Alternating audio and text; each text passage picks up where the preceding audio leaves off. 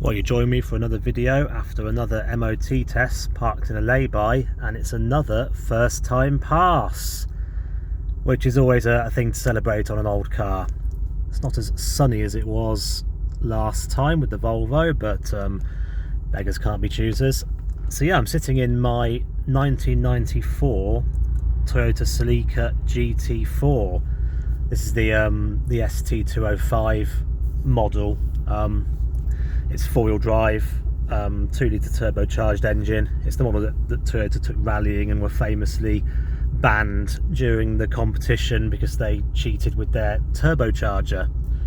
And yeah, another year under the belt. It's just passed its MOT test, which is the roadworthiness test here in the UK, which is brilliant.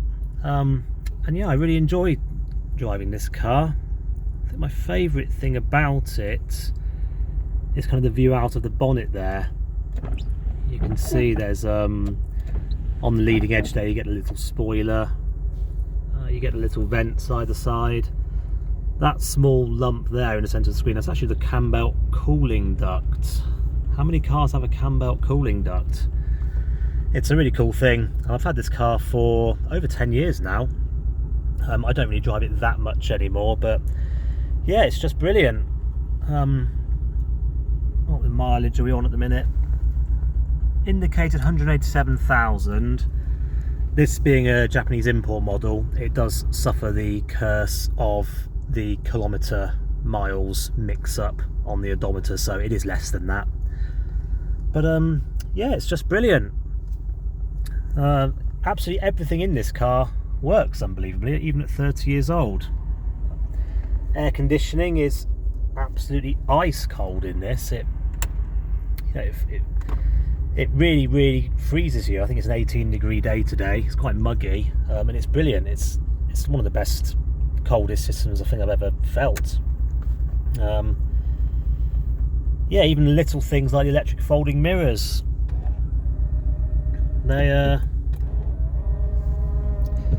still work. So yeah, it's just brilliant. It's got the Celica Hyper Sport mats down there. So I'm going to enjoy driving this for the next year or so. They did mention during the test, when they were doing the exhaust emissions readings, that there was a slightly elevated hydrocarbon reading and they thought it was unburnt fuel, so that hints to me to potentially an ignition issue.